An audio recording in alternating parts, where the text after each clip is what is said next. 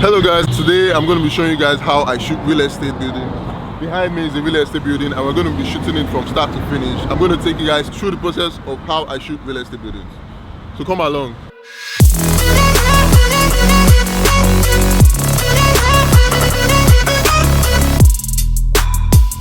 So the first thing we did when we got here was to walk around the building to get a survey of the environment, to know what we are shooting. The next step I always go after is to get the drone shot, so that I'll just get it out of the way.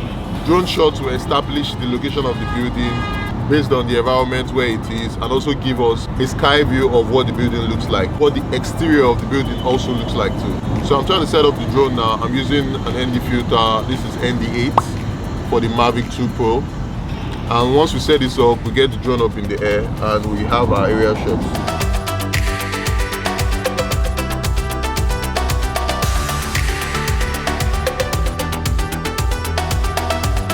So the next step, I'm going to be attaching my phone to my drone.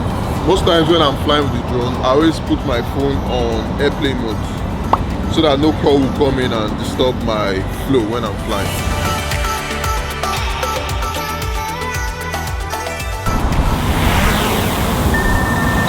So when flying a drone, you always have to be on the lookout for wires and bed. So I shoot all my shots.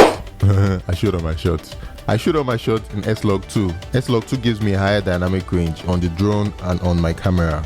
The second tip is to shoot at golden hour. Golden hour is that brief moment when the sun is rising or that brief moment when the sun is setting. The sky gives a better exposure at that time because the lights aren't as harsh as they would be if it was during midday when the sun was at its peak. For drone shots, make sure you are not in the shot. A common mistake people make when flying a drone is them appearing in the shots of the drone.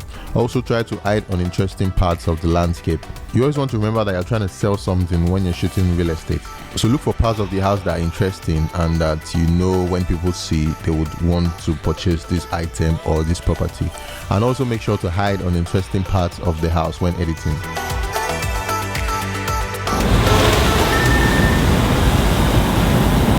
We are currently close to the road, that's why it's very noisy. So if this video was very noisy, sorry about that. Lagos is noisy.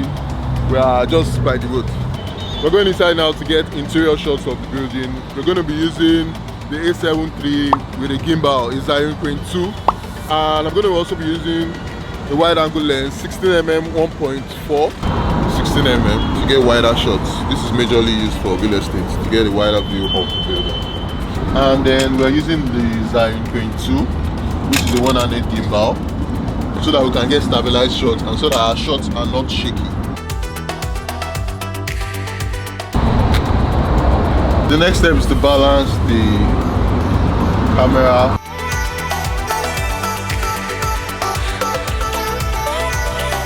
Yeah, so we're currently inside the building. The first step we're going to do is to walk around to get a view of the building, to know what we're going to be shooting. There are two types of shots we're going to be doing: close-up shots and wide-angle shots. Wide-angle shot establishes the area. Close-up shots give us details.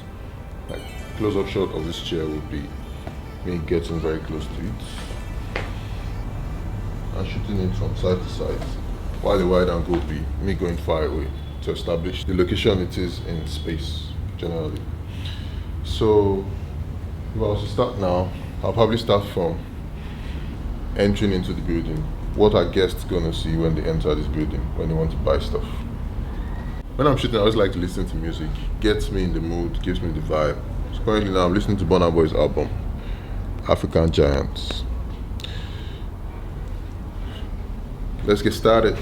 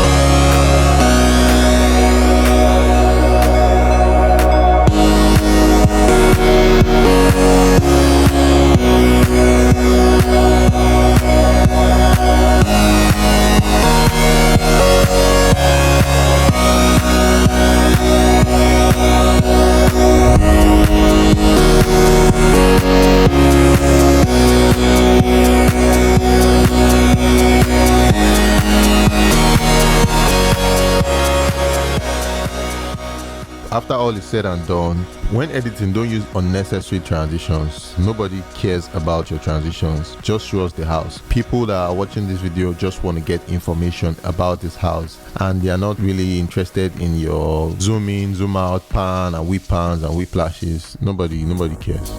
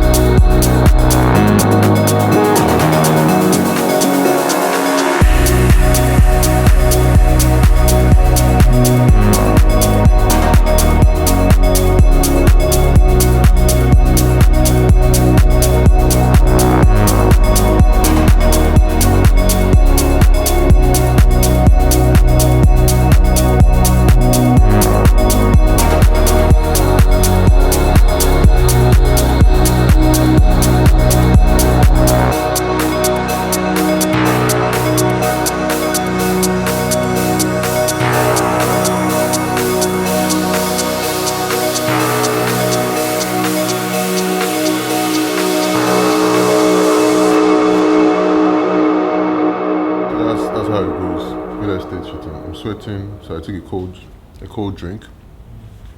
So majorly when it comes to real estate shooting, most of the time if you're shooting, you shoot into the corners, like into the corners of the building. So we're currently in this building. It's a one-stop shop for interior design. So when you're shooting real estate, you have to shoot more of the products because you're trying to showcase the products to people, not just the building itself. Let's say it was a real estate shoot now, we'll more or less be focused on the building, probably like the kitchen, other places in the building, just to showcase the building. But this one is more of showcasing the building and also showcasing the products. That's why we're getting close-up shots and wide shots. Wide shots are to establish the area we are and also to give people a better perspective of where the building is, while close-up shots are to give detailed shots. So those close-up shots were where I was moving close to the products, close to the lamps, close to the tables, close to the chairs, to give you detailed shots of what it is. While wide shots were where I was far away from the products, giving you a wider view of the building. I usually edit to the beats, which gives me a consistent flow. I shoot all my shots at a higher frame rate so I can always slow it down in post-processing. So let's have a look at what the final edit of this might look like.